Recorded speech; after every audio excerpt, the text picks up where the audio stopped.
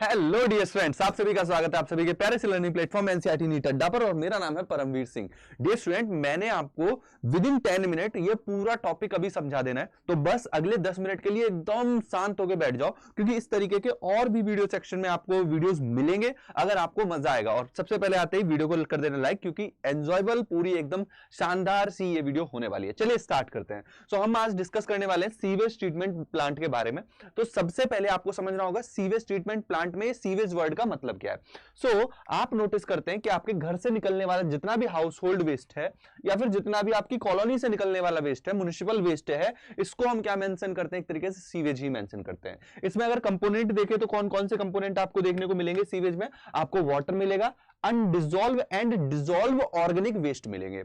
Undissolved जो dissolve नहीं है, और डिजॉल्व जो इसमें डिजॉल्व हो चुका है, और ये ऑर्गेनिक नेचर का हो सकता है। राइट, ऑर्गेनिक वेस्ट में आप ह्यूमन एक्सक्रीटा को कंसीडर करेंगे ही करेंगे। तो ये सारा ही क्या कहलाएगा? सीवेज कहलाएगा। अब यहां पे वेस्ट की कैटेगरी में अगर जब मैं बोल रहा हूं कि अनडिजॉल्व में लार्ज और स्मॉल साइज के हो सकते हैं मॉलिक्यूल।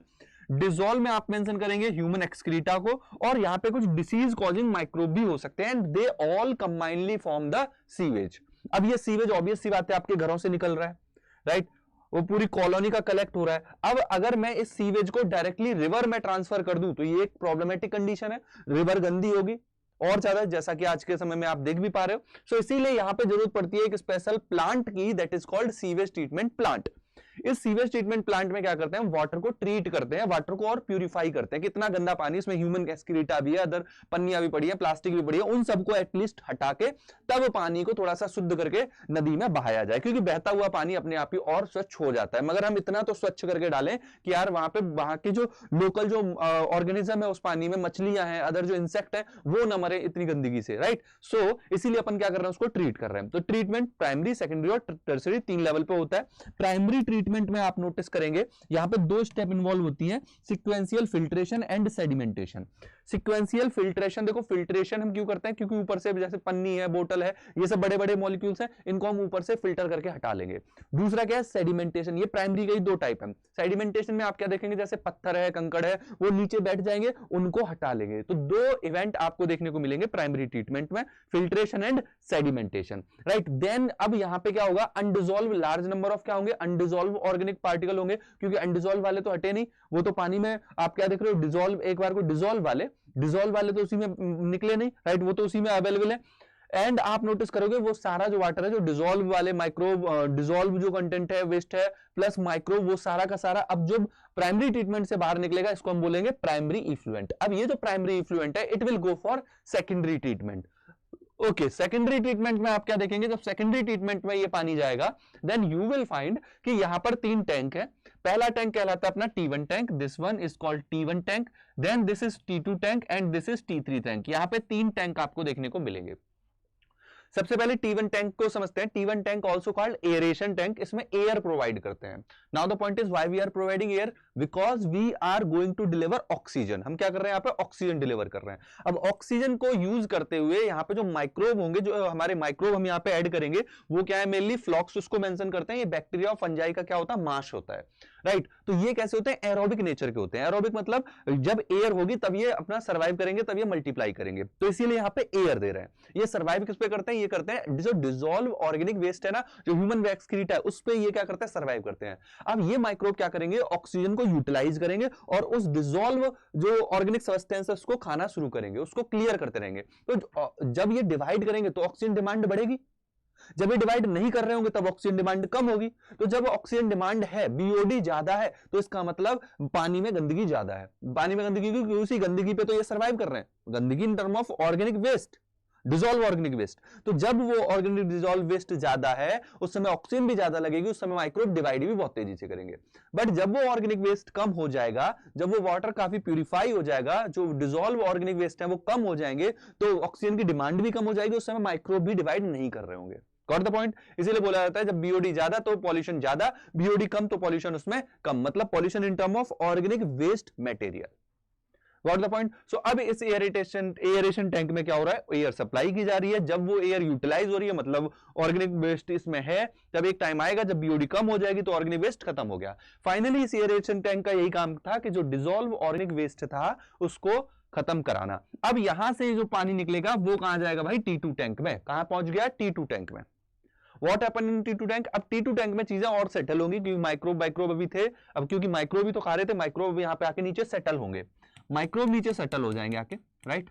और यहां से सेटल्ड वाले कंपोनेंट में यहाँ पे जो माइक्रोब होने हैं उनको T3 टैंक में भेज देंगे। And T3 tank also called anaerobic sludge digester, क्योंकि यहाँ पे अब जो माइक्रोब कलेक्ट होंगे वो एनारोबिकली क्या करेंगे, कई सारे कंपोनेंट को और डाइजेस्ट करेंगे और यहाँ पे गैस प्रोड्यूस करते हैं।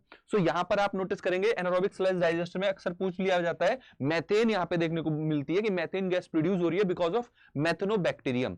सो मैथेनोबैक्टीरियम जो मैथेन प्रोड्यूसिंग बैक्टीरिया है, जो एक बायोगैस है, वो आप नोटिस कर सकते हैं T3 टैंक में। अक्सर ये क्वेश्चन पूछ लिया जाता है कि मैथेनोजन और कहां-कहां मिलते हैं, जो कैटल के रूमेन में, उनकी इंटेस्टाइन में मिलते हैं, यहां पे मिलते हैं, मार्शी एरिया में मिलते हैं। सो इसी तरीके से ये साइट भी है मैथेनोजन की, कि यहां पर वो मैथेनोजन आपको देखने को मिलेंगे, मैथेन प्रोड्यूस करेंगे, जिसको हम फर्दर बायोगैस के तौर पे यूज कर सकते हैं।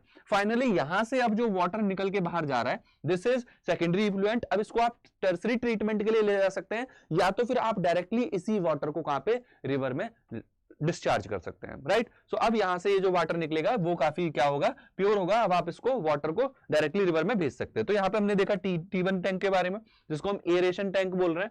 यहाँ पे हम क्या देखते हैं, growth of bacteria and fungi digest organic matter. यहाँ पे क्या हो रहा है, ग्रोथ हो रही है, किसकी ग्रोथ हो रही है, बैक्टीरिया की, फंजाई की, जो क्या कर रहे हैं, डाइजेस्ट कर रहे हैं ऑर्गेनिक वेस्ट मटेरियल को, डिसॉल्व ऑर्गेनिक वेस्ट मटेरियल को। T2 टैंक जिसको हम सेटलिंग टैंक बोल रहे हैं, दिस वन, इस सेटलिंग टैंक में क्या हो रहा है कि सेडिमेंटेशन हो रहा है, और यहां से जो वाटर निकलेगा वो क्या है, सेकेंडरी इफ्लुएंट है, जो ट्रांसफर कहां से हो सकता है, रिवर में ट्रांसफर हो सकता है, right. Some part send to the aeration tank. यहाँ पे अब आप क्या देखते हो, कई बार यहाँ से कंपोनेंट, जो यहाँ पे जो माइक्रोब्स हैं, इनको उठा के, यहाँ से माइक्रोब उठा के हम कभी कभी T1 टैंक में डालते हैं, that is called inoculation, inoculum भी बोलते हैं। क्यों, क्योंकि अब एरेशन टैंक में माइक्रोब होंगे तो तभी तो वो डिवाइड करेंगे।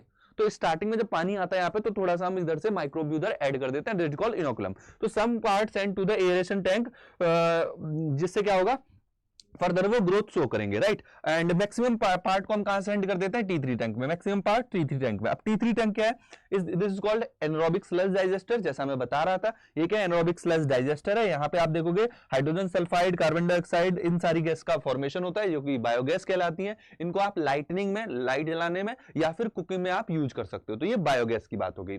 नेक्स्ट यहाँ पे कॉन्सेप्ट ऑफ बीओडी में मैंने अभी समझाया कि it is amount of oxygen required to consume और oxidize organic waste completely in 1 litre of water. Simple सी बात, वो ऑक्सीजन जो जरूरत पड़ रही है माइक्रोब को ऑर्गेनिक वेस्ट को रिमूव करने के लिए, right, that is BOD, biological oxygen demand. जितनी ज्यादा मोर बीओडी, जितना ज्यादा ऑर्गेनिक मैटर होगा, उतनी ज्यादा क्या देखोगे, ऑक्सीजन की डिमांड होगी और उतनी ज्यादा बीओडी होगी। सो ये भी एक पॉइंट हमको ध्यान में रखना है, समझना भी है कि जितनी ज्यादा हाई बीओडी, हाई पॉल्यूशन, उतना ही ज्यादा क्या होगा, पॉल्यूशन, राइट। अब लास्टली मैं दो चीजें और बता देता हूं। एक होता है गंगा एक्शन प्लांट, एक था प्लान, एक है यमुना एक्शन प्लान। आप नोटिस करेंगे गवर्नमेंट ऑफ इंडिया ने, जैसे आप दिल्ली की बात करें तो यहाँ पे यमुना एक्शन प्लान चलता है। तो यमुना एक्शन प्लान में क्या है कि more and more sewage treatment plant are going to implant after your, around your colonies. आपकी कॉलोनी के बाहर ज्यादा से ज्यादा क्या लगाने हैं, सीवेज ट्रीटमेंट प्लांट लगाने, जिससे वाटर जो आगे बहे, नालों में भी जाए, इवन वो भी थोड़ा ट्रीटेड हो। तो रिवर में जो पानी आ रहा है वो एटलीस्ट ट्रीटेड आए। Got the point, yes. तो यहां पर आप देखेंगे Ganga action plan and Yamuna action plant is solely dependent on sewage treatment plant. More and more sewage treatment plant are going to implant in the area. So इसमें आप notice करेंगे यहाँ पे प्रॉब्लम क्या है, क्यों ये इसको लगाने की जरूरत पड़ी, क्योंकि यहाँ पे प्रॉब्लम है अर्बनाइजेशन की। आप देख रहे हो दिन प्रतिदिन कितने सारे घर बनते जा रहे हैं, दिन प्रतिदिन कितनी ज्यादा पॉपुलेशन बढ़ती जा रही है। सो मोर पॉपुलेशन, इसीलिए हमको क्या करना है, मोर एंड मोर सीवेज प्लांट की जरूरत पड़ेगी और हमको उनको लगाने की जरूरत है, जिससे वाटर एटलीस्ट प्यूरिफाई रहे, जो हमारी रिवर्स है वो बची रहे। ठीक है, so this is all about sewage treatment plant. And यहां पे मैं इस सेशन को एंड करूंगा। हमने पूरी वीडियो में, एक वीडियो में 10 मिनट के अंदर हमने क्या कर लिया, कंप्लीट चैप्टर को समझ लिया है, पूरे इस टॉपिक को समझ लिया है। ठीक है, सो मिलते हैं नेक्स्ट वीडियो में। Bye, take care, thank you so much. और वीडियो को लाइक कर देना, ठीक है, प्यारा से कमेंट भी करना नीचे कमेंट सेक्शन में। Bye bye, take care.